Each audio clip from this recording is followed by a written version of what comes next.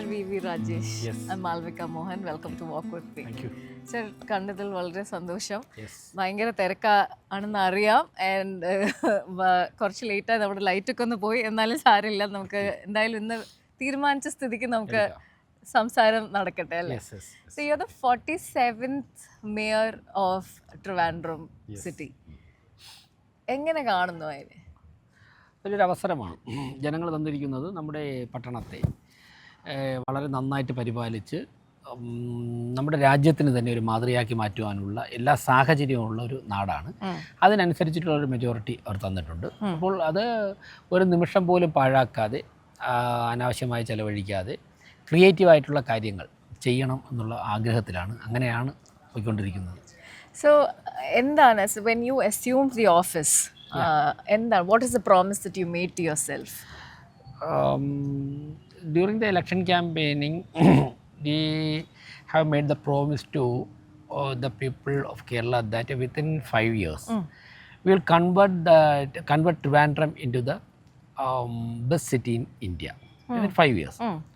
അതായിരുന്നു ഞങ്ങൾ പറഞ്ഞിരുന്നത്. അതിലിവിടുത്തെ ബേസിക് പ്രോബ്ലംസ് പരിഹരിക്കണം, സൈമൾട്ടേനിയസ്ലി ഇവിടുത്തെ പോസിബിലിറ്റീസ് എക്സ്പ്ലോയിറ്റ് ചെയ്യണം. ഈ രണ്ട് ഒരേ സമയത്ത് നടക്കണം. പ്രോബ്ലംസ് എല്ലാം പരിഹരിച്ചിട്ട് നമ്മൾ വികസനത്തിലേക്ക്, ഡെവലപ്മെൻറ്റ് അല്ല ആക്ടിവിറ്റീസിലേക്ക് പോകാമെന്ന് കരുതി കാത്തിരിക്കാൻ സാധിക്കില്ല. ഒരു ഭാഗത്ത് നമ്മളെ ബേസിക് പ്രോബ്ലംസ് റെക്ടിഫൈ ചെയ്തുകൊണ്ടിരിക്കണം, അതുപോലെ തന്നെ മറുഭാഗത്ത് നമ്മുടെ എല്ലാ സാധ്യതകളും വികസനത്തിന് വേണ്ടി പ്രയോജനപ്പെടുത്താൻ ശ്രമിക്കണം. ഇതേ സമയത്ത് തന്നെ ഡേ ടു ഡേ ആക്ടിവിറ്റീസ് ശ്രദ്ധിക്കണം, അഡ്മിനിസ്ട്രേഷൻ ഇങ്ങനെയുള്ള. അപ്പോൾ അത്തരത്തിൽ ഉള്ള ഒരു പല കരങ്ങൾ ഉപയോഗിച്ചുകൊണ്ട് ഉള്ള പ്രവർത്തനം നടത്തിയാൽ മാത്രം, കാരണം നമ്മൾ ഒരുപാട് പുറകിലാണ് പല കാര്യങ്ങളിലും, എങ്കിൽ മാത്രമേ നമുക്ക് മുമ്പിൽ പോകാൻ സാധിക്കുകയുള്ളൂ.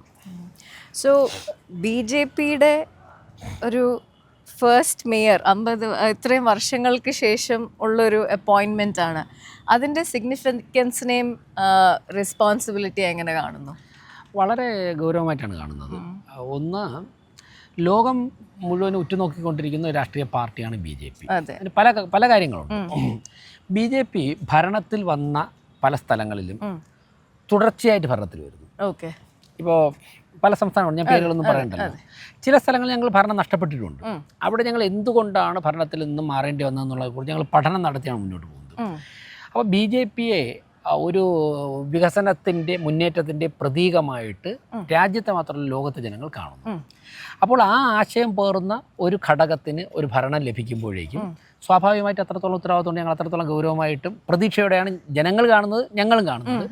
മറ്റൊരു രാഷ്ട്രീയമായി ഞങ്ങൾക്കൊരു, ഞങ്ങളുടെ ബഹുമാനപ്പെട്ട പ്രധാനമന്ത്രി തന്നെ ഞങ്ങളോടും ജനങ്ങളോടും പറഞ്ഞൊരു കാര്യം, അഹമ്മദാബാദ് മുനിസിപ്പൽ കോർപ്പറേഷൻ്റെ ഭരണം BJPക്ക് ഗുജറാത്തിൽ ലഭിച്ചു. അവിടെ നിന്നാണ് ഗുജറാത്തിൻ്റെ ഭരണം എത്തുന്നതിലേക്ക് ഉള്ള വളർച്ച തുടങ്ങുന്നത്. അവിടെ നിന്നാണ് നമുക്ക് ഏറ്റവും വിജയകരമായി ഭരണം നടത്തുന്ന ഒരു പ്രധാനമന്ത്രി കിട്ടിയത്. അപ്പോൾ അഹമ്മദാബാദ് മുനിസിപ്പൽ കോർപ്പറേഷൻ ഗുജറാത്ത് എന്ന് പറയുന്ന ഒരു സംസ്ഥാനത്തിൽ ഉണ്ടാക്കിയ ഒരു രാഷ്ട്രീയ മാറ്റം സ്വാഭാവികമായിട്ട് ആ ഒരു ചരിത്രം ഞങ്ങൾക്കുണ്ട്. അതുകൊണ്ട് തന്നെ താങ്കൾ ചോദിച്ച ചോദ്യത്തിന് ഉത്തരമായി എനിക്ക് പറയാനുള്ളത്, അത്രത്തോളം പ്രതീക്ഷയോടെയും ഗൗരവത്തോടെയാണ് നമ്മൾ കാണുന്നത്. സോ ട്രിവാൻഡ്രം സിറ്റിയിൽ ഏറ്റവും ഏർജൻറ്റായിട്ട് നമ്മൾ നോക്കേണ്ട ഒരു ഇഷ്യൂ, അല്ലെങ്കിൽ നമ്മൾ പരിഹരിക്കേണ്ട ഒരു 3 ഇഷ്യൂസ്, ഏറ്റവും ഏർജൻറ്റായിട്ട് നമ്മൾ പരിഹരിക്കേണ്ട ഒരു കാര്യം ഉണ്ടെങ്കിൽ എന്തായിരിക്കും? ഞാൻ 4 പറയാം. 3 അങ്ങ് ചോദിച്ചു, 4 അല്ലെങ്കിൽ 2 കണക്ട് ചെയ്ത് പറയാം, അപ്പോൾ 3 ആവും. ഒന്ന് അവിടെ തെരുവുനായി കിടക്കുന്നു, ഇപ്പോൾ ഇവിടെ ഒന്നേ ഉള്ളൂ, നമ്മുടെ ഭാഗ്യം. അപ്പോൾ ഇത് തന്നെ നിയന്ത്രിക്കണം. ഈ തെരുവുനായികളുടെ ഈ ക്രമാതീതമായിട്ടുള്ള ഒരു പെരുകൽ, ഇത് ജനങ്ങളെ ആക്രമിക്കുന്ന പ്രശ്നമുണ്ട്. ഇത് പരിഹരിക്കുക എന്നുള്ളതിന് വളരെ പ്രധാനപ്പെട്ട ഒരു പരിഗണന കൊടുക്കണം. ഇതോടൊപ്പം തന്നെയാണ് ഇത്രയും നാളായിട്ട് നമ്മൾ ഒരുപാട് പണം ചെലവഴിച്ചിട്ട് വേസ്റ്റ് മാനേജ്മെൻറ്റ് സിസ്റ്റമാറ്റിക് ആകാൻ സാധിച്ചിട്ടില്ല. തിരുവനന്തപുരത്ത് വേസ്റ്റ് മാനേജ്മെൻറ്റിന് വേണ്ടി നടത്തിയ എല്ലാ പദ്ധതികളും, ഒരു പദ്ധതിയും വിജയിച്ചില്ലെന്ന് മാത്രമല്ല പല പദ്ധതികളും പാളിയിട്ടുണ്ട്. അതിൻ്റെ ചരിത്രം പറയാനേ ഉള്ളൂ. മൂന്നാമതൊരു പ്രശ്നം, ഒരു വർഷത്തിൽ പകുതി സമയം കുടിവെള്ള ക്ഷാമമാണെങ്കിൽ അടുത്ത പകുതി സമയം വെള്ളക്കെട്ടാണ്, വെള്ളപ്പൊക്കമാണ്. ഇത് രണ്ട് വേണമെങ്കിൽ നമുക്ക് 2 ചർച്ച ചെയ്യാം, 1 ചർച്ച ചെയ്യാം. അപ്പോൾ 6 മാസം വെള്ളപ്പൊക്കമാണെങ്കിൽ 6 മാസം കുടിവെള്ള ക്ഷാമമാണ്. അപ്പോൾ നമ്മുടെ ഭരണകർത്താക്കളുടെ എനർജിയും ടൈമും ഒക്കെ തന്നെ കൂടുതൽ ഈ പ്രശ്നങ്ങളുടെ പിറകിലാണ്. ഇത് വൺസ് എ ടൈം അത് നമ്മൾ പരിഹരിച്ചു കഴിഞ്ഞാൽ നമ്മുടെ ആ മുഴുവൻ എനർജിയും നമുക്ക് ഡെവലപ്മെൻറ്റൽ ആക്ടിവിറ്റീസിന് വിനിയോഗിക്കാം. അൺഫോർച്ചുനേറ്റ്ലി നമുക്ക് ഇതുവരെ അത് സാധിച്ചില്ല. ഈ 3 പ്രശ്നങ്ങൾക്ക് പരിഹാരം കണ്ടെത്തുവാനുള്ള പരിശ്രമമാണ് ഞങ്ങൾ തുടക്കം മുതൽ നടത്തുന്നത്. സോ വേസ്റ്റ് മാനേജ്മെൻറ്റിൻ്റെ കാര്യം പറഞ്ഞു, which is a day to day problem അല്ലേ. ഇതിന് നമ്മൾ ഡെഫിനറ്റ്ലി അതിനെ ഒരു ഡെയിലി ബേസിസിൽ അതിനെ തരണം ചെയ്യാനുള്ള കാര്യങ്ങൾ സിറ്റി ചെയ്യുന്നു. യെസ്. പക്ഷേ എന്താണ് ഓൺ എ ലോങ് ടേം എന്താണ് ഭാവിയിൽ ചെയ്യാൻ ഉദ്ദേശിക്കുന്നത്? അതായത് വേസ്റ്റ് മാനേജ്മെൻറ്റ് നമ്മൾ കാണേണ്ടത് ഓരോ പ്രദേശത്തും ജനറേറ്റ് ചെയ്യപ്പെടുന്ന വേസ്റ്റ്. ഇപ്പോൾ ഫോർ എക്സാമ്പിൾ ട്രിവാൻഡ്രം കോർപ്പറേഷനിൽ ഒരു 375 tons, in between 370 and 400 tons of വേസ്റ്റാണ് തിരുവനന്തപുരം പട്ടണത്തിൽ ഒരു ദിവസം ജനറേറ്റ് ചെയ്യപ്പെടുന്നത്. ഇതിൽ കുറഞ്ഞ അളവിലും കൂടിയ അളവിലും ജനറേറ്റ് ചെയ്യപ്പെടുന്ന സ്ഥലങ്ങളുണ്ട്. ഉദാഹരണത്തിന് വാരണാസിയിൽ 600 ടണ്ണാണ് പെർ ഡേ ഉണ്ടാകുന്നതെന്നാണ് കിട്ടുന്ന റിപ്പോർട്ട്. അപ്പോൾ ആ പ്രദേശത്തിൻ്റെ സ്ഥല ലഭ്യത അനുസരിച്ചാണ് ഇതിനെ ഡിസ്പോസ് ചെയ്യാനായിട്ടുള്ള മാർഗ്ഗങ്ങൾ നമ്മൾ തേടേണ്ടത്. ഇപ്പോൾ വാരണാസി പോലെ അല്ലെങ്കിൽ മധ്യപ്രദേശ് ഇൻഡോർ പോലെയൊക്കെ ഒരുപാട് വേക്കൻറ്റ് ലാൻഡ് ഉണ്ടെങ്കിൽ നമുക്ക് ഒറ്റ പ്ലാന്റിൽ തന്നെ ഇതൊക്കെ ചെയ്യാൻ സാധിക്കും. 500 ടണ്ണോ 600 ടണ്ണോ ഒക്കെ നമുക്ക് ചെയ്യാൻ സാധിക്കും. എന്നാൽ തിരുവനന്തപുരം കോർപ്പറേഷനുള്ളിൽ അത്രത്തോളം ഒരു സ്ഥലം നമുക്കൊരു 10-15 ഏക്കർ വേസ്റ്റ് മാനേജ്മെൻറ്റ് മാത്രം കിട്ടാനുള്ള സാധ്യത ഇല്ല. അതുകൊണ്ട് തന്നെ നമുക്കൊരു സെമി സെൻട്രലൈസ്ഡ് എന്നോ അല്ലെങ്കിൽ ഡീസെൻട്രലൈസ്ഡ് എന്നോ ഒക്കെ പറയുന്ന തരത്തിൽ സിസ്റ്റം നമുക്ക് ഉപയോഗിക്കേണ്ടി ഒരു 18-20 ടൺ വേസ്റ്റ് ഒരിടത്ത് മാനേജ് ചെയ്യുന്ന, അപ്പോൾ നമുക്ക് കുറച്ച് സ്ഥലം മതിയാവും. അങ്ങനെ ഒരു 5-6 പ്ലാന്റ്. ഇനി അതിൻ്റെ അന്വേഷണം നടക്കുമ്പോൾ തന്നെ ഒരു 10 ഏക്കർ സ്ഥലം അല്ലെങ്കിൽ ഒരു 5-8 ഏക്കർ സ്ഥലം നമുക്ക് എവിടെയെങ്കിലും കിട്ടുമെന്നിരിക്കട്ടെ, നമുക്ക് സെൻട്രലൈസ്ഡ് പ്ലാന്റിനെ കുറിച്ച് ചിന്തിക്കാൻ സാധിക്കും. അപ്പോൾ ഈ ടോട്ടലി ഡീസെൻട്രലൈസ്ഡ് സിസ്റ്റം നമുക്ക് തിരുവനന്തപുരത്ത് പ്രായോഗികമാണെന്ന് തോന്നില്ല. കാരണം അതിന് കുറച്ച് ടൈം സ്പെൻഡ് ചെയ്യണം. ഇപ്പോൾ വെളുപ്പിന് 4 മണിക്ക് തന്നെ എഴുന്നേറ്റ് വീട്ടിലെ ജോലിയൊക്കെ തീർത്തിട്ട് മറ്റുള്ള സർക്കാർ ജീവനക്കാരായിട്ടും പൊതുമേഖലാ സ്ഥാപനത്തിൽ സ്കൂളുകളിൽ പോകുന്ന ടീച്ചേഴ്സിൻ്റെയൊക്കെ കൂടെ ഇനോക്കുലം ഇടണം, അതിനെ വളമാക്കണം, വളമെടുത്ത് ചെടി നടണം എന്നൊക്കെ പറഞ്ഞ പ്രായോഗികമല്ല. ഇപ്പോൾ ദിവസവും രാവിലെ 4 മണിക്ക് എഴുന്നേറ്റ് വീട്ടിലെ കാര്യങ്ങളൊക്കെ തീർത്തിട്ട് 5 മണിക്കുള്ള ട്രെയിനിൽ കൊല്ലത്തും എറണാകുളത്തും ജോലിക്ക് പോയിട്ട് തിരിച്ചു വരുന്ന വീട്ടമ്മമാരുണ്ട്. അവരോട് രാവിലെ എഴുന്നേറ്റ് നിങ്ങൾ ഇതിലൊക്കെ വളമാക്കാൻ വേണ്ടി ഇനോക്കുലം ഇട്ട് അതിനെ പരിപാലിച്ച് നിൽക്കണമെന്ന് പറഞ്ഞു കഴിഞ്ഞാൽ അവർ ലീവ് എടുത്ത് നിൽക്കേണ്ടി വരും. ഇതൊക്കെ പ്രാക്ടിക്കൽ അല്ല. അപ്പം അങ്ങനെ ചെയ്യാൻ പറ്റുന്ന കുറച്ച് പേരുണ്ടാവാം, അവിടെ നടന്നോട്ടെ. പക്ഷെ അല്ലാത്ത സ്ഥലങ്ങളിലെ വേസ്റ്റ് മാനേജ് ചെയ്യാൻ വേണ്ടി നമ്മൾ ഒരു 18-20 ടൺ മാനേജ് ചെയ്യാൻ പറ്റുന്ന, അതിനെ ഡീകമ്പോസ് ചെയ്യാൻ പറ്റുന്ന ഒരു ചെറിയ പ്ലാന്റുകൾ 5-8 പ്ലാന്റ് ഉണ്ടായി കഴിഞ്ഞാൽ അതാകുമ്പോഴേക്കും ആ പ്രദേശത്തിനും പ്രശ്നം ഉണ്ടാവുകയില്ല. അങ്ങനെ ഞങ്ങൾ 1-2 പരീക്ഷണാർത്ഥത്തിൽ പ്ലാന്റുകൾ നടക്കുകയാണ് തിരുവനന്തപുരത്ത്. അത് ഡെവലപ്പ് ചെയ്യുന്നതിനെ കുറിച്ച് ആലോചിക്കണം. Along with this we are discussing to get the property in between 5 and 10 acres of land, available land in the outskirts of Trivandrum city. അത് കിട്ടുകയാണെന്നുണ്ടെങ്കിൽ നമുക്കത് ആലോചിക്കാം. ട്രിവാൻഡ്രം സിറ്റിയെ, ട്രിവാൻഡ്രം നഗരസഭയെ ഒരു മോഡേൺ ആൻഡ് സ്മാർട്ട് സിറ്റിയായി കൺവേർട്ട് ചെയ്യാനായിട്ടുള്ള എന്ത് വർക്കാണ് നടക്കുന്നത്? അതായത് തിരുവനന്തപുരം സിറ്റി ഇപ്പോൾ നമ്മൾ കഴിഞ്ഞ സ്മാർട്ട് സിറ്റി പ്രോജക്റ്റിൽ കുറേ റോഡുകളൊക്കെ വെച്ചിട്ടുണ്ട്. പക്ഷേ എൻ്റെ വ്യക്തിപരമായ അഭിപ്രായത്തിൽ പൂർണ്ണമായിട്ടും അത് സിസ്റ്റമാറ്റിക് ആണെന്നുള്ള അഭിപ്രായമില്ല. പലയിടത്തും വച്ചിരിക്കുന്ന റോഡുകൾ ചെയ്തിരിക്കുന്ന ശാസ്ത്രീയങ്ങൾ ഇപ്പോഴും വെള്ളം കെട്ടുണ്ടാകുന്നുണ്ട്. മീഡിയൻ വച്ചിരിക്കുന്നത് പലതും അപകടകരമായിട്ടാണ് വച്ചിരിക്കുന്നത്. ചെയ്ത പ്രവർത്തനങ്ങളെല്ലാം തന്നെ പലതിലും ഇനിയും പ്രവർത്തനങ്ങൾ ചെയ്യാൻ വേണ്ടി ബാക്കിയുണ്ട്. അപ്പോൾ അങ്ങനെയുള്ള കുറേ പ്രശ്നങ്ങളുണ്ട്. എനിവേ കുറേ കാര്യങ്ങൾ ചെയ്തിട്ടുണ്ട്. തിരുവനന്തപുരം സിറ്റി ഇനി ഡെവലപ്പ് ചെയ്യേണ്ടത്, IT സെക്ടറൊക്കെ ഡെവലപ്പ് ചെയ്യേണ്ടത് ആറ്റിങ്ങൽ ഭാഗത്തേക്കാണ്, കഴക്കൂട്ടത്തിനപ്പുറത്തേക്കാണ്. നമ്മുടെ വിഴിഞ്ഞം പ്രോജക്റ്റുമായിട്ട് ബന്ധപ്പെട്ട് സിറ്റി ഡെവലപ്പ് ചെയ്യേണ്ടത് കോവളം, നെയ്യാറ്റിൻകര, പാറശാല ഭാഗത്തേക്കാണ്. തിരുവനന്തപുരം പട്ടണത്തിനുള്ളിൽ സ്പിരിച്വൽ ടൂറിസം, മെഡിക്കൽ ടൂറിസം, ഇതിൻ്റെ 2 കേന്ദ്രമായിട്ട് മാറണം. അതിലപ്പുറം ഒന്നും പുതിയ സംരംഭങ്ങൾ തുടങ്ങാനുള്ള സ്ഥലം തിരുവനന്തപുരം പട്ടണത്തിൽ തേടാതിരിക്കുന്നതാണ് നല്ലത്.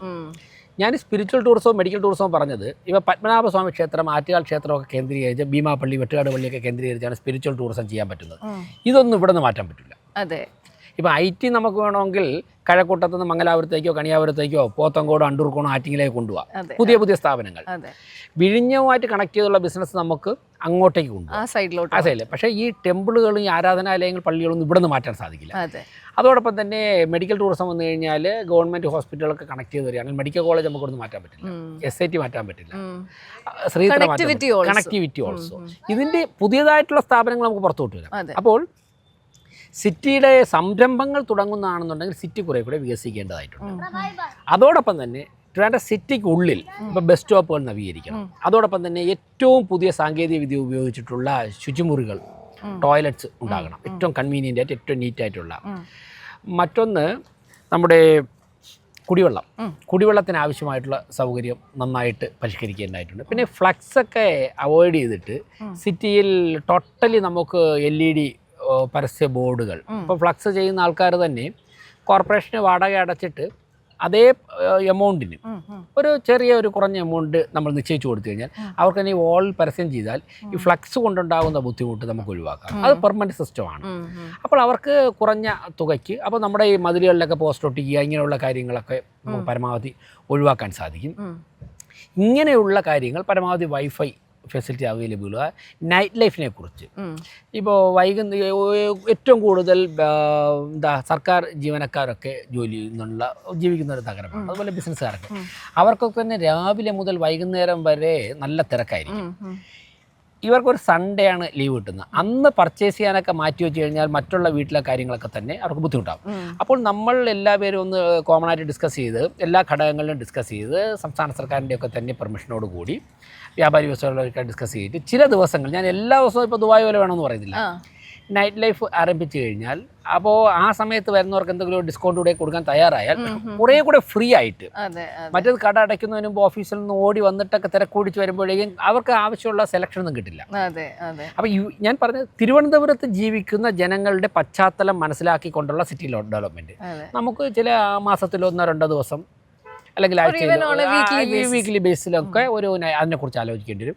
അങ്ങനെ കാലം മാറുന്നതനുസരിച്ച്, സാങ്കേതിക വിദ്യകൾ വളരുന്നതനുസരിച്ച് ജനങ്ങൾക്ക് അതിനെ പരമാവധി എങ്ങനെ ലഭ്യമാക്കാം, ആ രീതിയിൽ സിറ്റിയെ മോഡേൺ ആക്കണം എന്നുള്ളതൊക്കെയാണ് ആഗ്രഹം. അതുപോലെ youth, young entrepreneurs R changing the face of international cities. നമ്മുടെ നാട്ടിൽ തിരുവനന്തപുരത്തെ ടാലൻറ്റ് പുറത്തു പോകുന്നു. തിരുവനന്തപുരത്തെ ടാലൻറ്റിനെ നമ്മൾ ഇവിടെ തന്നെ നിർത്തി അത് ട്രിവാൻഡ്രത്തിന് നല്ലത് വരുന്ന രീതിയിൽ ആക്കിയെടുക്കാനായിട്ടുള്ള എന്തെങ്കിലും but there should be a system. We are taking the dynamic decisions, but the practical difficulty is that these decisions are implementing through the officials. Okay. For the last 30, 35, 40 years, the officials, they have practiced a system. Okay, bureaucracy. It is somewhat difficult to change the attitude. Okay. നമുക്ക് ഒന്നുകിൽ താങ്കൾ പറഞ്ഞതുപോലുള്ള ആൾക്കാരെ contract ബേസിലോട്ട് higher ചെയ്യാനുള്ള system നമുക്കുണ്ടാകണം, അല്ലെങ്കിൽ ഇവർ ചേഞ്ചിന് തയ്യാറാകണം. അപ്പോൾ ആ ഒരു പ്രശ്നം നമ്മൾ പറയുന്നുണ്ട്. അപ്പോൾ ആ ബ്യൂറോക്രാറ്റിക് റെഡ് ടേപ്പ് ആണ് താങ്കൾ കാണുന്ന ഏറ്റവും ഒരു പ്രോബ്ലമായിട്ട് ഞാൻ കാണുന്നില്ല. ഞാൻ പ്രോബ്ലമായിട്ടല്ല പറയുന്നത്, അവരെയും കൂടി ഈ നിലവാരത്തിലേക്ക് ഒരു ഫയൽ ചെന്ന് കഴിഞ്ഞാൽ, ഒരു ഫയൽ തൊട്ടടുത്ത് ചെന്ന് കഴിഞ്ഞാൽ, തൊട്ട് മുൻപിൽ ചെന്ന് കഴിഞ്ഞാൽ ആ file as early as possible ആ ഫയൽ പരിഹരിച്ചു വിടണമെന്നുള്ളൊരു ആറ്റിറ്റ്യൂഡ്. ടൈം ഇപ്പോൾ വളരെ വാല്യുബിൾ ആണ്. അത് എൻ്റെ മുമ്പിലിരിക്കുന്ന ഒരു ഫയലിൽ ഞാനൊരു 10 മിനിറ്റ് മൈൻഡ് അപ്ലൈ ചെയ്താൽ അത് സൊസൈറ്റിയിൽ ഉണ്ടാക്കാൻ പോകുന്ന ഇമ്പാക്റ്റ്, പോസിറ്റീവ് ഇമ്പാക്റ്റ് വളരെ വലുതാണെന്ന് കണ്ടുകൊണ്ട് ഞാൻ മൈൻഡ് അപ്ലൈ ചെയ്ത് ഫയൽ ഞാൻ പുട്ടപ്പ് ചെയ്യണം. യെസ്, ഇന്ന് രാവിലെ 10 മണിക്ക് വന്നു കഴിഞ്ഞാൽ ഒരാഴ്ച കഴിഞ്ഞ് നോക്കാം, നോക്കിയതിന് ശേഷം നടക്കുമോ ഇല്ലയെന്ന് അപ്പോൾ പറയാം എന്നൊക്കെയുള്ള ആറ്റിറ്റ്യൂഡ് മാറാതെ നമുക്ക് 2047 ഇന്ത്യ ലോകത്തെ ഏറ്റവും മികച്ച രാഷ്ട്രമാവണം എന്ന കോൺസെപ്റ്റിലേക്ക്, ബഹുമാനപ്പെട്ട പ്രധാനമന്ത്രിയുടെ കോൺസെപ്റ്റിലേക്ക് എത്താൻ സാധിക്കില്ല. അതിനുവേണ്ടി ഇപ്പോൾ ഡൈനാമിക് ആയിട്ട് എൻ്റർപ്രണേഴ്സ് ഉണ്ട്. ഒന്നുകിൽ കോൺട്രാക്ട് ബേസിൽ പല സ്ഥലങ്ങളും അവരെ പ്ലേസ് ചെയ്യാനായിട്ടുള്ള തീരുമാനം നമ്മൾ എടുക്കേണ്ടി വരും. അല്ല എന്നുണ്ടെങ്കിൽ നമ്മുടെ ഇപ്പോഴത്തെ എക്സിസ്റ്റിംഗ് ബ്യൂറോക്രസി അവർക്കൊരു ചേഞ്ച് കൊടുക്കേണ്ടി വരും. അപ്പം നമ്മുടെ ഇപ്പോഴത്തെ ഒരു എന്താ പറയുക വേ ഓഫ് റണ്ണിങ് തിങ്സിൽ എത്രത്തോളമാണ് ഒരു ഇപ്പോഴത്തെ യൂത്തിനെ ഇൻക്ലൂഡ് ചെയ്തിട്ടുള്ള പദ്ധതികളോ അങ്ങനെ എന്തെങ്കിലും ഇപ്പം നടക്കുന്നുണ്ടോ? We are thinking, we are discussing with them. We have formed a team, youngsters team there inside the corporation, and my point is entirely different. കാരണം കുറേ രാഷ്ട്രീയ നേതാക്കളും കുറേ ഉദ്യോഗസ്ഥരും കൂടെ കയറുന്നിരുന്ന് തീരുമാനങ്ങളെടുത്ത് ആ തീരുമാനങ്ങൾ നടപ്പിലാക്കുന്ന സിസ്റ്റത്തിൽ വ്യത്യാസം വരുത്തണമെന്നുള്ള അഭിപ്രായം എനിക്കുണ്ട്. I am a politician. By profession I am an advocate. I am experienced in the legal profession and politics. For the last 30-35 years, I have been handling the student organization, youth organization, and political organization. So I am somewhat expert in that activity and in the legal field. But I am not an expert in the health sector. Okay. I am not an expert in the IT sector. I am not a prominent educationist. Okay. But the practice system is that the politician is taking deep decision in the health sector. The politician is taking decision in the education sector. ഒരു subject matter expert. അപ്പോൾ ഈ ഉദ്യോഗസ്ഥരും അവർ തന്നെ വർഷങ്ങളായി ഇരിക്കുന്ന engineer തന്നെയാണ് വിദ്യാഭ്യാസ കാര്യങ്ങൾ തീരുമാനമെടുക്കുന്നത്. ഇപ്പം വിദ്യാഭ്യാസ കാര്യങ്ങൾ തീരുമാനമെടുക്കുന്നതിലൊരു എഡ്യൂക്കേഷൻ സിസ്റ്റം ഒരിടത്തുമില്ല, ഒരു കോർപ്പറേഷനിലും. വിദ്യാഭ്യാസ വിചക്ഷണ ഒരു കോർപ്പറേഷനിലും ഇല്ല. ഇവിടെ ഇരിക്കുന്ന ക്ലർക്കിൻ്റെ കാഴ്ചപ്പാടിലൂടെ, ഇവിടെ ഇരിക്കുന്ന രാഷ്ട്രീയ നേതാവിൻ്റെ കാഴ്ചപ്പാടിലൂടെയാണ് ആയിരക്കണക്കിന് വരുന്ന കുട്ടികളുടെ കാര്യം ഭാവി തീരുമാനിക്കുന്നത്. ഇതിൽ നിന്ന് മാറിയിട്ട് ആ മേഖലയിലെ എക്സ്പെർട്ടുകൾ, അതായത് അവർ ആ മേഖല മാത്രം. ഇപ്പം നമ്മൾ എന്തുകൊണ്ടാണ് ഒരു കാർഡിയാക് സർജൻ്റെ അടുത്ത് ചെല്ലുമ്പോഴേക്കും ഡയബറ്റിസ് പേഷ്യൻ്റ് ആണെങ്കിൽ കാർഡിയാക് സർജൻ പറയും ഡയബറ്റിസ് ഡോക്ടറെ കാണാം, ഒരു കൺസൾട്ടേഷൻ വേണമെന്ന് പറയും. ഇപ്പോൾ നമ്മുടെ സ്കിന്നിൽ എന്തെങ്കിലും പ്രോബ്ലം കാണാൻ ഡെർമറ്റോളജിസ്റ്റിനെ കാണാൻ പറയും. ഈ കാർഡിയാക് സർജൻ അല്ലെങ്കിൽ കാർഡിയോളജിസ്റ്റ് അതിൻ്റെ മെഡിസിൻ എഴുതില്ല. വൈ? ഡെർമറ്റോളജിസ്റ്റ് എല്ലാ ദിവസവും ആ സെക്ടർ, ആ ഏരിയയിൽ റിസർച്ച് ചെയ്യുകയാണ്. അപ്പോൾ ഏറ്റവും പുതിയ അറിവുകൾ അദ്ദേഹത്തിൻ്റെ വിരൽത്തുമ്പിലുണ്ട്, അപ്ഡേറ്റഡ് ആണ്. കാർഡിയോളജിസ്റ്റ് ഹൃദയ സംബന്ധമായിട്ടുള്ള കാര്യങ്ങൾ മാത്രമേ അദ്ദേഹത്തിൻ്റെ ഇൻഫർമേഷൻ ഉണ്ടാവുകയുള്ളൂ. അപ്പോൾ വിദ്യാഭ്യാസ മേഖലയിൽ പുതിയ പദ്ധതികൾ എങ്ങനെ ആസൂത്രണം ചെയ്യാമെന്ന് മേയർ തീരുമാനിക്കുന്ന പകരം മേയർ ഉൾപ്പെടുന്നവർ നിശ്ചയിക്കുന്ന വിദ്യാഭ്യാസ വിചക്ഷണം തീരുമാനിക്കട്ടെ.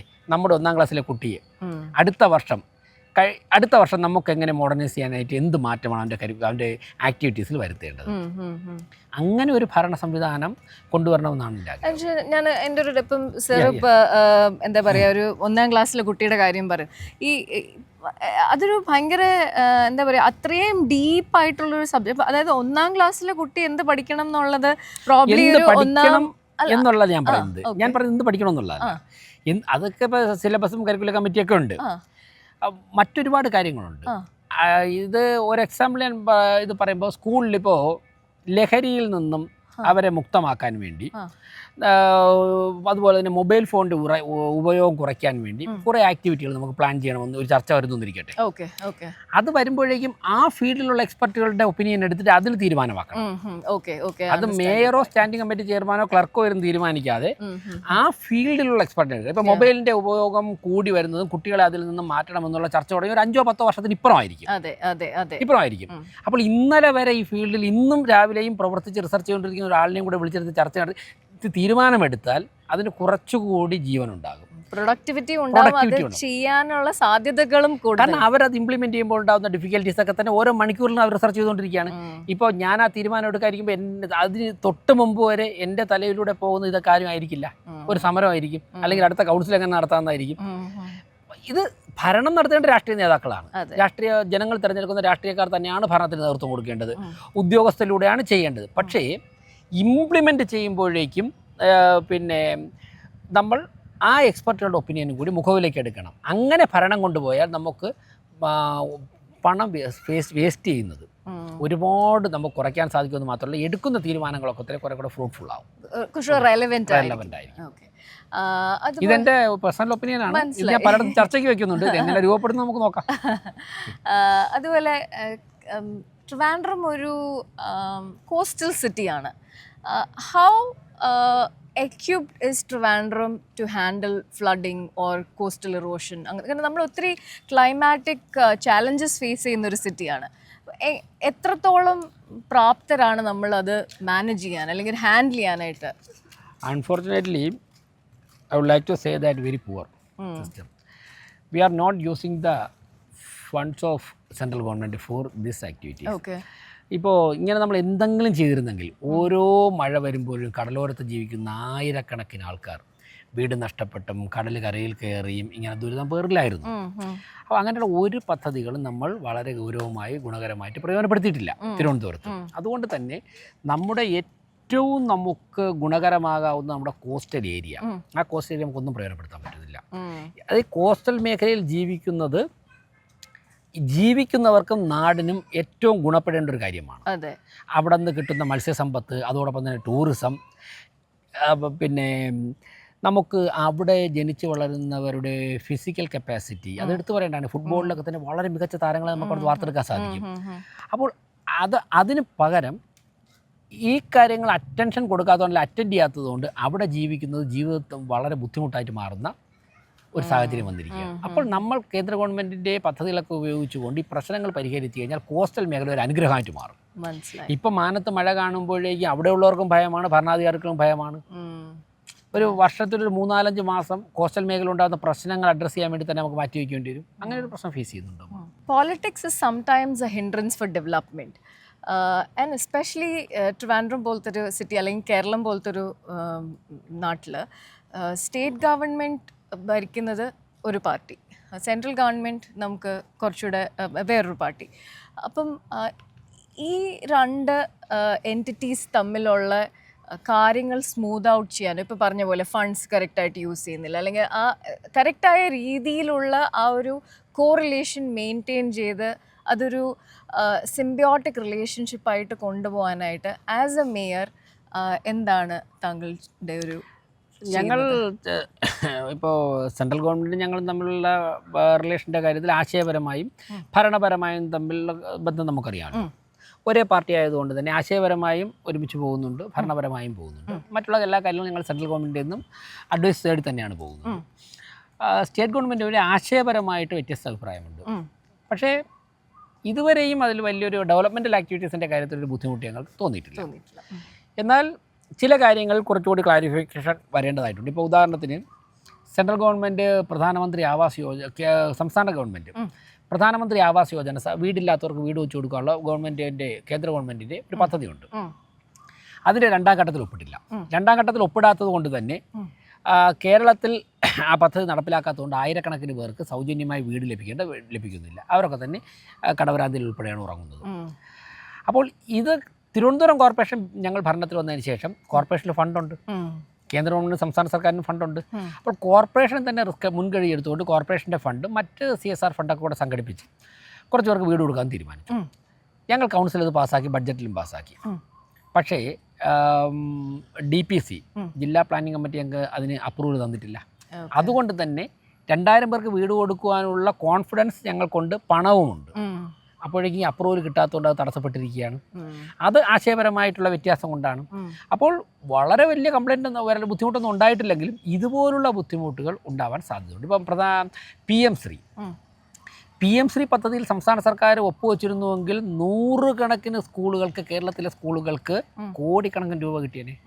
ആ പണം വാങ്ങിയിട്ട് കുട്ടികളുടെ വിദ്യാഭ്യാസത്തിന് വേണ്ടി പുതിയ തരത്തിലുള്ള എല്ലാ സാങ്കേതിക വിദ്യകളും, സ്മാർട്ട് ക്ലാസ് റൂം ഒക്കെ ഉപയോഗിച്ചുകൊണ്ട് വളരെ മിടുമിടുക്കരായിട്ട് നമ്മുടെ കേരളത്തിലെ കുട്ടികൾ വളർന്നു വന്നതന്നെ. മറ്റുള്ള സംസ്ഥാനങ്ങൾ പലതും അത് പ്രയോജനപ്പെടുത്തുന്നുണ്ട്. എന്നാൽ അഖിലേന്ത്യാ മത്സര പരീക്ഷകളിൽ നമ്മുടെ കുട്ടികളും ആ കുട്ടികളും ഒരുമിച്ചാണ് പരീക്ഷ എഴുതുന്നത്. ആശയപരമായിട്ടുള്ളൊരു അഭിപ്രായ വ്യത്യാസം ഉള്ളതുകൊണ്ട് സംസ്ഥാന സർക്കാർ അതിൽ ഒപ്പിടുന്നില്ല. അപ്പോൾ അങ്ങനെയുള്ള ചില ബുദ്ധിമുട്ടുകൾ വരാറുണ്ട്. അത് സ്വാഭാവികമായിട്ട് ജനാധിപത്യത്തിൽ അങ്ങനെയുള്ള ബുദ്ധിമുട്ടുകൾ വരും. ഭരണാധികാരികളും തമ്മിലുള്ള ടോക്കിലൊക്കെ തന്നെ, ഡിസ്കഷനിലൊക്കെ ഒന്ന് പരിഹരിക്കേണ്ടതാണ്. പക്ഷേ ഇതുവരെ അങ്ങനെ ഒരു ഡയറക്റ്റ് ഒരു കൺഫ്രണ്ടേഷനിലേക്ക് പോകേണ്ട ഒരു സാഹചര്യം വന്നിട്ടില്ല. ഞങ്ങൾ പരമാവധി ജനങ്ങൾക്ക് വേണ്ടിയും ഡെവലപ്മെൻറ്റിന് വേണ്ടിയും വിട്ടുവീഴ്ചകൾ വെച്ച് മുന്നോട്ട് പോകാൻ തയ്യാറാണ്. സോ ഇപ്പം പല പദ്ധതികളെ പറ്റി പറഞ്ഞു. എന്താണ് പുതിയ പദ്ധതികൾ, അല്ലെങ്കിൽ നമ്മൾ അധികം പുറത്തറിയില്ലാത്ത അല്ലെങ്കിൽ ആൾക്കാരെ എഡ്യൂക്കേറ്റ് ചെയ്യാൻ താങ്കൾക്ക് താല്പര്യമുള്ള എന്തെങ്കിലും പദ്ധതികളെ പറ്റി പറയാമോ? എഡ്യൂക്കേറ്റ് ചെയ്യാൻ താല്പര്യമുള്ളതെന്ന് പറയുമ്പോഴേക്കും ഞാൻ പദ്ധതികളെക്കുറിച്ച് പറയാം. പലതരത്തിലുണ്ട്. ഇപ്പോൾ നേരത്തെ പറഞ്ഞ ടോയ്ലറ്റുകളുടെ കാര്യത്തിൽ തന്നെയാണ് ഞങ്ങളൊരു 200 ടോയ്ലറ്റുകൾ സിറ്റിയുടെ പല ഭാഗത്തും നിർമ്മിക്കാൻ തീരുമാനിച്ചിട്ടുണ്ട്. വരാൻ പോകുന്ന ദിവസങ്ങളിൽ അതിൻ്റെ ആക്ടിവിറ്റീസ് സ്റ്റാർട്ട് ചെയ്യും. അതുപോലെ തന്നെയാണ് കോർപ്പറേഷൻ സ്റ്റാഫുകൾ. നമ്മുടെ കോർപ്പറേഷൻ റൺ ചെയ്യുന്ന സ്റ്റാഫുകളുടെ കോൺഫിഡൻസ് ലെവൽ ബിൽഡപ്പ് ചെയ്യണം. അപ്പോൾ അവർക്ക് വേണ്ടി ഇപ്പോൾ പോലീസിന് ക്യാൻറ്റീനുണ്ട്, മിലിറ്ററിക്ക് ഉണ്ട്. അതുപോലെ ഇവരുടെക്ക് ക്വാളിറ്റിയുള്ള ഉൽപ്പന്നങ്ങൾ കുറഞ്ഞ വിലയ്ക്ക് കിട്ടാൻ വേണ്ടി ഇവരെയും കെയർ ചെയ്യാൻ ആരെങ്കിലും ഉണ്ടാവണം. മനസ്സിലായി. കോർപ്പറേഷൻ ആരംഭിക്കാൻ പോവുകയാണ്, സൂപ്പർ മാർക്കറ്റ് ആരംഭിക്കാൻ പോവുകയാണ്. അത് ഇപ്പോഴത്തെ കൗൺസിലേഴ്സിനും മുൻ കൗൺസിലേഴ്സിനും കൂടി ഗുണപ്പെടുന്ന തരത്തിൽ. കാരണം ഒരു കൗൺസിലർ മിനിമം ഒരു 5 വർഷം അവരുടെ ഏറ്റവും എനർജറ്റിക് ആയിട്ടുള്ള പീരീഡ് ഈ നഗരത്തിന് വേണ്ടി സ്പെൻഡ് ചെയ്തവരാണ്. ചിലർ 15, 20, 25 വർഷം ഇരുന്നവരാണ്. അപ്പോൾ സ്വാഭാവികമായിട്ടും അവർക്ക് 20, 25 വർഷം ഈ പ്രസ്ഥാനത്തിന് വേണ്ടി സ്പെൻഡ് ചെയ്തിട്ട് നാളെ ഇതിൻ്റെ മുമ്പിലൂടെ പോകുമ്പോഴേക്കും അവരുടെ എനർജി ഉണ്ടല്ലോ, അതെ സ്വാഭാവികമായിട്ട് അവർ അഡ്രസ്സ് ചെയ്യണം. അതെ അതെ അത് ഞങ്ങൾ ഒരു പുതിയ കാര്യം ഞങ്ങളത് ചെയ്യുകയാണ്. അതോടൊപ്പം തന്നെ തിരുവനന്തപുരത്തെ ജനങ്ങളുടെ ഒരു ആഴ്ചയിൽ ഒരാഴ്ച ഒരു സ്പോർട്സ് ഫെസ്റ്റിവൽ നടത്തുന്നു. അതുപോലെ തന്നെ മറ്റ് കലാമത്സരങ്ങൾ നടത്തുന്നു. ഇങ്ങനെയുള്ള വളരെ ജനങ്ങളെ മുഴുവനും സാഹിത്യ മത്സരം ജനങ്ങളെ എല്ലാ മേഖലകളിലും പാർട്ടിസിപ്പേറ്റ് ചെയ്തുകൊണ്ടുള്ള വലിയ വലിയ ആക്ടിവിറ്റികൾ അതിലേക്ക് പോകുന്നതിനെക്കുറിച്ച് ഞങ്ങൾ ആലോചിക്കുന്നുണ്ട്. പിന്നെ സിറ്റിയുടെ സ്ഥലം മുഴുവനും പ്രയോജനപ്പെടുത്തണം. ഇപ്പോൾ ഫുഡ് സ്ട്രീറ്റ് നമ്മുടെ അൺഓതറൈസ്ഡ് ഇല്ലീഗലായിട്ട് പലയിടത്തും ഷോപ്പ് തുടങ്ങി റോഡിലൊക്കെ കൊണ്ടുവയ്ക്കുന്നതുകൊണ്ട് ഗതാഗതം കാര്യമായിട്ട് തടസ്സപ്പെടുന്നുണ്ട്. അപ്പോൾ ഫുഡ് സ്ട്രീറ്റുകൾ ആരംഭിച്ചുകൊണ്ട് അതിനെ സിസ്റ്റമാറ്റിക് ആക്കുന്നതിനെക്കുറിച്ച് ആലോചിക്കുന്നു. ഇങ്ങനെയുള്ള പല പദ്ധതികളും നമ്മുടെ മുന്നിലുണ്ട്. ഓക്കെ. അപ്പം വേറൊരു കാര്യം എനിക്ക് അറിയാനുള്ളത്, നമ്മൾ കൊച്ചി എന്ന് പറഞ്ഞ സിറ്റിയിൽ ഇപ്പം ഭയങ്കര പ്രൗഡായിട്ട് അവർ പറയുന്ന ഒരു കാര്യമാണ് ബിനാലെ. അതുപോലെ എന്തെങ്കിലും നമ്മുടെ സിറ്റിയിൽ വരാൻ ചർച്ചകളുണ്ട്, പലതരത്തിലുള്ള ചർച്ചകളുണ്ട്. അങ്ങനെ ഒരു രൂപം വന്നിട്ടില്ല, ഫൈനൽ രൂപം വന്നിട്ടില്ല. ഓക്കെ സർ, എന്താണ് like when your term gets over, താങ്കൾ ചെയ്ത ഏതൊരു പ്രവൃത്തിയാണ് ഏറ്റവും അഭിമാനത്തോടു കൂടി ട്രിവാൻഡ്രത്തെ ആൾക്കാർ പറയണമെന്ന് താങ്കൾ ആഗ്രഹിക്കുന്നത്? I will tell you within 1.5 years. Wait for some time. Yeah, but എന്തായാലും ഒരു something that you want. Waste management തന്നെയാണ്. വേസ്റ്റ് മാനേജ്മെൻറ്റ് സ്ട്രേ ഡോഗ്സിനെ കൺട്രോൾ ചെയ്യുക എന്നുള്ളത്. ഇന്ത്യയിൽ തന്നെ നമ്മുടെ രാജ്യം തന്നെ ഫേസ് ചെയ്യുന്ന ഏറ്റവും പ്രധാനപ്പെട്ട സുപ്രീം കോടതിന് മുമ്പിലൊക്കെ പോയിട്ടുള്ള ഇഷ്യൂസ് ഒന്നാണ് സ്ട്രേ ഡോഗ്സ്. സ്ട്രേ ഡോഗ്സിന്, അതായത് ഞാൻ നാളെ രാവിലെ എൻ്റെ വീട്ടിൽ നിന്നും പുറത്തിറങ്ങുമ്പോഴേക്കും എനിക്ക് മനസ്സമാധാനമായിട്ട് ഇറങ്ങാൻ സാധിക്കുന്ന ഒരു സാഹചര്യം ഉണ്ടായിക്കൊടുത്തത് അതാണ് ഏറ്റവും വലുത്. ഒരു ലോക്കൽ സെൽഫ് ഗവൺമെൻറ്റിൻ്റെ ഏറ്റവും പ്രധാനപ്പെട്ട ഉത്തരവാദിത്തമായിട്ട് മനസ്സിലാകുന്നത് അവിടെ ജീവിക്കുന്ന ജനങ്ങൾക്ക് ഓരോ മൊമെൻറ്റും സമാധാനത്തോടെ സ്വസ്ഥമായിട്ട് സുരക്ഷിതമായിട്ട് ജീവിക്കാനുള്ള സാഹചര്യം ഉണ്ടാക്കുന്നത് തന്നെയാണ് ഏറ്റവും വലിയ കാര്യം. അതിന് നാളെ രാവിലെ ഇറങ്ങുമ്പോഴേക്കും വീട്ടിൽ എന്നെ നായി കടിക്കാൻ ഓട്ടിക്കുന്നു എന്നുള്ളതാണ് കേരളത്തിലെ ഏറ്റവും വലിയ പ്രധാനപ്പെട്ട കാര്യം. അതിനെ അഡ്രസ്സ് ചെയ്യുക. വേസ്റ്റ് മാനേജ്മെൻറ്റ്, ഇത് രണ്ടും അഡ്രസ്സ് ചെയ്യപ്പെട്ടാൽ തന്നെ തിരുവനന്തപുരത്തെ ജനങ്ങൾ വലിയ ആശ്വാസവും. പിന്നെ ഈ കുടിവെള്ള പ്രശ്നവും വെള്ളക്കെട്ടും സംസ്ഥാന സർക്കാരും കേന്ദ്ര സർക്കാരിൻ്റെയും ഈ 10 ഡിപ്പാർട്ട്മെൻറ്റുകളാണ് ചേർന്ന് ചെയ്യേണ്ടതാണ്. സമയമെടുക്കും കുറച്ച്. അപ്പം ഈ നമ്മൾ 2018 ഫ്ലഡ്സിൽ നമ്മൾ വളരെയധികം ബുദ്ധിമുട്ട് അനുഭവിച്ചിട്ടുള്ളതാണ്. അപ്പം ഇനി അങ്ങനെ ഒരു ഫ്ലഡോ അങ്ങനെ എന്തെങ്കിലും വന്നു കഴിഞ്ഞാൽ നമുക്ക് എന്താണ് ആ ഒരു സിറ്റുവേഷൻ നമുക്ക് വരുമോ ഇനി? അല്ല, അത് നമുക്ക് പറയാൻ പറ്റില്ല. 2000 ഈ പറഞ്ഞ സമയത്ത് ഫ്ലഡ് വരും നമ്മൾ ആരും മുൻപിൽ കണക്കൂട്ടിയിട്ടില്ല. അല്ല, I mean the management of it. Management ഇപ്പോഴും എല്ലാം സിസ്റ്റമാറ്റിക്കായി പക്കായെന്ന് ഞാൻ പറയുന്നില്ല. കാരണം ഈ മൈനർ ഇറിഗേഷൻ, മേജർ ഇറിഗേഷൻ ഒക്കെയുള്ള സംസ്ഥാന സർക്കാരിൻ്റെ ഈ ഉടമസ്ഥയിലുള്ള തോടുകളിലൊക്കെ 100 കണക്കിന് ലോഡ്. നമ്മളിപ്പോൾ സംസാരിക്കുമ്പോഴും കോർപ്പറേഷൻ മറ്റുള്ള ഡിപ്പാർട്ട്മെൻറ്റുകളുടെ തോടുകൾ വൃത്തിയായിക്കൊണ്ടിരിക്കുകയാണ്. ഇപ്പോൾ താങ്കൾ പഴവങ്ങാടിയിലോട്ട് പോയി കഴിഞ്ഞാൽ കാണാം 100 കണക്കിന് ലോഡാണ് ഞങ്ങൾ ദൈനംദിനം മാറ്റിക്കൊണ്ടിരിക്കുന്നത്. അപ്പോൾ ഞാൻ അതിശയിച്ചു. 10, 15, 20 വർഷമായിട്ട് മാറ്റാത്ത മണ്ണ് അടിഞ്ഞു കിടക്കുകയാണ്. അപ്പോൾ ഇതൊക്കെ മാറ്റിത്തീരാതെ ഈ പ്രശ്നങ്ങളൊന്നും പരിഹരിക്കപ്പെടും എന്ന് ഞാൻ കഴിയുന്നില്ല. അത്യാവശ്യം ഇപ്പോൾ പ്രശ്നം ഉണ്ടാക്കാത്ത രീതിയിൽ ഞങ്ങൾ പരമാവധി പരിശ്രമിക്കുന്നുണ്ട്. ആത്യന്തികമായിട്ട് പരിഹരിക്കപ്പെടണമെങ്കിൽ കുറച്ച് കൂടുതൽ എഫർട്ട് എടുക്കേണ്ടതായിട്ടുണ്ട്. ഞാൻ വേറൊരു കാര്യം അറിഞ്ഞായിരുന്നു, അതായത് every day from 3 PM to 5 PM you meet people. തിരുവനന്തപുരത്തെ അന്തേവാസികൾക്ക് അങ്ങേ വന്ന് നേരിട്ട് കണ്ട് അവരുടെ പ്രശ്നങ്ങളും കാര്യങ്ങളുമൊക്കെ പറയാം, കംപ്ലയിൻസ് സബ്മിറ്റ് ചെയ്യാം. അപ്പം അതിനെപ്പറ്റി ഒന്ന് പറയാമോ? അതായത് ഞാൻ 5 വർഷം പ്രതിപക്ഷത്തായിരുന്നു. തിരുവനന്തപുരം കോർപ്പറേഷനിൽ നിന്ന് സാധാരണക്കാരായ ജനങ്ങൾ വ്യത്യസ്തമായ കാരണങ്ങൾ കൊണ്ട് ഒരുപാട് അകന്നിട്ടുണ്ട്. അവരുടെ പ്രസ്ഥാനമല്ല ഇത് എന്നൊരു ധാരണ പലരുടെയും ഉള്ളിൽ പല കാരണങ്ങളും ഉണ്ടാവാം. അത് ചിലപ്പോൾ അവരുടെ മിസ്അണ്ടർസ്റ്റാൻഡിങ് ആയിരിക്കാം, ചിലപ്പോൾ ആരുടെങ്കിലും പെരുമാറ്റമായിരിക്കാം, ഒക്കെ ആയിരിക്കാം. അപ്പോൾ ഏതൊരു സംവിധാനവും ഇപ്പോൾ പാർലമെൻറ്റ് മന്ദിരമോ നിയമസഭാ മന്ദിരമോ എല്ലാ ദിവസവും ജനങ്ങൾക്ക് പോകേണ്ട ആവശ്യമില്ല. പക്ഷേ ഒരു പഞ്ചായത്ത് എന്ന് പറയുമ്പോൾ ജനനം മുതൽ മരണം വരെയുള്ള ഒരു വ്യക്തിക്ക് എല്ലാ കാര്യങ്ങൾക്കും ആശ്രയിക്കേണ്ടി വരുന്നത്. ഇപ്പോൾ കുടിവെള്ളം ഇല്ലെങ്കിൽ, തെരുവുനായി പ്രശ്നം ഉണ്ടെങ്കിൽ, വേസ്റ്റ് മാനേജ്മെൻറ്റ് ഉണ്ടെങ്കിൽ, ജനിച്ചാൽ ജനന സർട്ടിഫിക്കറ്റ്, മരിച്ചു കഴിഞ്ഞാൽ റിലേറ്റീവ്സിന് ഡെത്ത് സർട്ടിഫിക്കറ്റ്, വീട് വയ്ക്കണമെങ്കിൽ വീടിൻ്റെ പ്ലാൻ അപ്രൂവൽ, ടാക്സ് അടയ്ക്കണം, ഇങ്ങനെ എന്ത് കാര്യത്തിന് എന്ത് വന്നു കഴിഞ്ഞാലും പഞ്ചായത്ത് മെമ്പറെയോ മുനിസിപ്പൽ കൗൺസിലറെയോ ചെയർമാനോ മേയറൊക്കെയാണ് വിളിക്കുന്നത്. അപ്പോൾ അങ്ങനെയുള്ളവർക്ക് അവരുടെ ഒരു വീട് പോലെ സമീപിക്കാനുള്ള സൗഹൃദ സ്ഥാപനമാകണം കോർപ്പറേഷൻ എന്നുള്ളൊരു അതാണ് ഞങ്ങളുടെ പാർട്ടിയുടെ നിലപാട്, നയമാണത്. അപ്പോൾ അതുകൊണ്ട് തന്നെ ഏതൊരു വ്യക്തിക്കും അവരുടെ കോർപ്പറേഷനുമായി ബന്ധപ്പെട്ട ഒരു ആവശ്യത്തിന് കടന്നു വരാൻ തക്ക സാഹചര്യം ഉണ്ടാകണമെങ്കിൽ ആദ്യം മേയർ തന്നെ അതിന് തയ്യാറാകണം. ഇല്ലെങ്കിൽ നിങ്ങൾ പോയി എല്ലാ ദിവസവും പോയി ഉദ്യോഗസ്ഥരെ കണ്ടോരോ എന്ന് നമ്മൾ പറഞ്ഞാൽ ചിലപ്പോൾ അതുപോലെ ആയിരിക്കില്ല പ്രതികരണം. അവർക്ക് നല്ല വർക്ക് ലോഡ് ഉണ്ടാവും. നിങ്ങൾ പോയി ഒരു കൗൺസിലറെ കണ്ടോളൂ, സ്റ്റാൻഡിംഗ് കമ്മിറ്റി ചെയർമാനെ കണ്ടോളൂ എന്ന് പറയുന്നതിന് മുമ്പ് മേയർ തന്നെ അതിനൊരു മാതൃകയാകണം. അതുകൊണ്ട് തന്നെ കുറച്ച് റിസ്ക്കിയാണ്. ഞാൻ തിരുവനന്തപുരത്തുണ്ടെങ്കിൽ 3 to 5 ഓഫീസിലുണ്ടാകും. Without appointment anybody can come there. അപ്പോൾ ആ സമയത്തേക്ക് ആരുടെയും, കാരണം 3 മണി വരെ നമ്മൾ ഓഫീസ് കാര്യങ്ങൾ ഒരുപാടുണ്ടാകും, മീറ്റിങ്ങുകളുണ്ടാകും, ഫീൽഡ് വിസിറ്റ് ഉണ്ടാകും, ഒക്കെ ഉണ്ടാകും. അതുകൊണ്ട് തന്നെ 3 മണി, 5 പറഞ്ഞാൽ 6, 7 ഒക്കെ ആവാറുണ്ട്. അതെ, ഇന്ന് നമ്മൾ അങ്ങനെ 5 മണിക്ക് സ്റ്റാർട്ട് ചെയ്യണമെന്ന് തീരുമാനിച്ചിട്ട് വളരെ പെട്ടെന്നൊക്കെ തീർച്ചയായും ഇതിൽ നമ്മൾ 6-6:30 മണിയാണ്. കാരണം ഒരു വ്യക്തി വന്നു കഴിഞ്ഞാൽ അവർക്ക് തൃപ്തി. ഇവിടെ ഇപ്പോൾ കോർപ്പറേഷൻ ഉള്ളിലുള്ളവർ വരട്ടെ എന്നാണ് ആഗ്രഹിച്ചെങ്കിൽ ഇപ്പോൾ വരുന്നവർ തിരുവനന്തപുരം ജില്ലയുടെ പല ഭാഗത്തുനിന്ന്, കേരളത്തിൻ്റെ പല ഭാഗത്തുനിന്ന് വരുന്നുണ്ട്. പല കാര്യങ്ങൾ കൊണ്ട് വരുന്നുണ്ട്. ചില കാര്യങ്ങൾ നമ്മൾ ചെയ്യേണ്ടതായിരിക്കില്ല, പക്ഷെ അവർക്കറിയില്ല. കണ്ട വാർത്തകൾ കാണുമ്പോൾ അവരിങ്ങ് വരികയാണ്. പക്ഷെ അവരോട് തന്നെ ഇങ്ങനെയല്ല, അങ്ങനെയാണ്, ഒറ്റ സെറ്റിൽ നടക്കില്ല എന്ന് പറയുന്നതിന് പകരം ഇത് ഇവിടെ അല്ല ചെയ്യേണ്ടത്, ഇന്നടത്ത് പോയി ഇന്നാളെ സമീപിച്ചാൽ അതിന് 2, 3, 5 മിനിറ്റ് കൊടുക്കേണ്ടി വരും. ഇവിടുത്തെ കാര്യങ്ങളാണെങ്കിൽ ചിലപ്പോൾ നിയമപരമായിട്ട് അവർക്ക് അനുകൂലമുള്ളതാണെങ്കിൽ ഏതെങ്കിലും ഉദ്യോഗസ്ഥൻ്റെ മുമ്പിൽ ആ ഫയൽ ഇരിക്കുകയായിരിക്കും. ആ ഉദ്യോഗസ്ഥനെ വിളിപ്പിക്കണം. അത് ചിലപ്പോൾ ശ്രീകാര്യത്തോ വിഴിഞ്ഞത്തോ ഉള്ള സോണൽ ഓഫീസിലായിരിക്കും. അപ്പോൾ 10 മിനിറ്റ് അവിടെ ഇരുത്തിയിട്ട് ആ ഫയലിനെ അവിടെ വിളിച്ച് അതിൻ്റെ പൊസിഷൻ ചോദിക്കണം. ചിലത് നിയമപരമായിട്ട് അവർക്ക് ചെയ്യാൻ പറ്റാത്ത കാര്യമായിരിക്കും. അങ്ങനെ അവർ പറഞ്ഞ് ബോധ്യപ്പെടുത്തണം. അപ്പോൾ ഇങ്ങനെ 3 മണി മുതൽ 5 മണി വരെ ജനങ്ങളെ തിരുവനന്തപുരത്തുള്ള ദിവസം കാണണമെന്നുള്ള തീരുമാനമെടുത്തിട്ടുണ്ട്.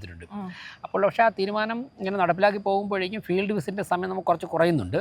എന്തായാലും ശരി തന്നെ ആ തീരുമാനം തൽക്കാലം അങ്ങനെ തന്നെ തുടരാനാണ് ആലോചിക്കുന്നത്. അതുപോലെ ട്രിവാൻഡ്രമിനെ എങ്ങനെയാണ് ഒരു women and older generation friendly city ആയിട്ട് മാറ്റാനായിട്ട് ശ്രമിക്കുന്നത്? അത് പോലീസ് സംവിധാനമായിട്ട് ഞങ്ങൾ ചർച്ച ചെയ്യുന്നുണ്ട്, ജില്ലാ കളക്ടറുമായിട്ട് ചർച്ച ചെയ്യുന്നുണ്ട്. അതിനുശേഷം രാത്രികാലങ്ങളിൽ ഉൾപ്പെടെ തിരുവനന്തപുരത്തുള്ള ഏത് പ്രദേശത്ത്, പ്രത്യേകിച്ചും ഈ ഓപ്പൺ ജിം, അതുപോലെ തന്നെ ഈ നമ്മളിപ്പോൾ നിൽക്കുന്ന ആഴാങ്കൽ വാക്ക്വേ പോലുള്ള നടക്കാനും ഒക്കെയുള്ള സൗകര്യങ്ങൾ, അവർക്ക് എൻജോയ്മെൻറ്റിന് വേണ്ടി ലേഡീസിന് ഇപ്പോൾ പുത്തരിക്കണ്ടത്ത് തന്നെ സ്ത്രീകൾക്ക് യോഗ ചെയ്യാൻ വേണ്ടി പ്രത്യേക സ്ഥലമുണ്ട്, സ്ത്രീകൾക്കുണ്ട്. അപ്പോൾ അവിടെ കൂടുതൽ സുരക്ഷിതമായിട്ട് ലൈറ്റൊക്കെ അറേഞ്ച് ചെയ്തിട്ട് അങ്ങനെ ചെയ്യുക. ഇങ്ങനെയുള്ള കാര്യങ്ങൾ സ്ത്രീകൾക്ക് യാത്ര, ഓട്ടോറിക്ഷ, ടാക്സി ഡ്രൈവർമാരുമായിട്ടുള്ള മീറ്റിംഗ് നടത്തേണ്ടതായിട്ടുണ്ട്. സുരക്ഷിതമായി യാത്ര ചെയ്യാൻ കഴിയും. ഏറെക്കുറെ തിരുവനന്തപുരം നഗരം സുരക്ഷിതമാണ്. ഇനി കൂടുതൽ ആവശ്യമുള്ള കാര്യങ്ങൾ പോലീസുമായിട്ടും ജില്ലാ ഭരണകൂടമായിട്ട് ചർച്ച ചെയ്യുന്നുണ്ട്. മുതിർന്ന പൗരന്മാർ ഏറ്റവും കൂടുതൽ ആവശ്യപ്പെടുന്ന കാര്യങ്ങളിൽ ഒന്ന് ഈ ഫുട്പാത്തിൽ വെച്ചിരിക്കുന്ന വഴിയോര കച്ചവടം. അവർക്ക് ഫുട്പാത്തിലൂടെ നടക്കാൻ നിവർത്തിയില്ല. അപ്പോൾ ഫുട്പാത്ത് നടക്കാൻ ഒഴിച്ച് ബാക്കി എല്ലാത്തിനും ഉപയോഗിക്കാം. ഈ ഒരു അവസ്ഥയായിട്ടുണ്ട് തിരുവനന്തപുരത്ത് പലയിടത്തും. അപ്പം മുതിർന്ന പൗരന്മാർ പറയുന്നത് അവർക്ക് സ്വസ്ഥമായിട്ട് നടന്നു പോകാൻ കഴിയുന്ന രീതിയിൽ ഫുട്പാത്തുകൾ ഒരുക്കണമെന്നുള്ളതാണ്. അതുൾപ്പെടെ അവർ ചില ആവശ്യങ്ങൾ പറഞ്ഞിട്ടുണ്ട്. അക്കാര്യങ്ങൾ ഞങ്ങൾ ഗൗരവമായിട്ട് തന്നെ പരിഗണിക്കുന്നുണ്ട്. പിന്നെ സാമ്പത്തികമായിട്ട് പിന്നോക്കം നിൽക്കുന്നവർക്കും അതുപോലെ തന്നെ ഒറ്റപ്പെട്ടു പോയ ആൾക്കാർക്കൊക്കെ വൃദ്ധസദനങ്ങളുടെ എണ്ണം കൂട്ടേണ്ടതായിട്ടുണ്ട്. പാലിയേറ്റീവ് കെയർ ഞങ്ങൾ വളരെ ഭംഗിയായിട്ട് തിരുവനന്തപുരം കോർപ്പറേഷൻ നടത്തുന്നുണ്ട്. അപ്പോൾ അങ്ങനെയുള്ള ഓരോ സമയത്തും ഉണ്ടാകുന്ന ആവശ്യമനുസരിച്ചുള്ള പദ്ധതികൾ ആസൂത്രണം ചെയ്യും. So thank you so much for your time. I really appreciate you being on Walk With Me. Thank you.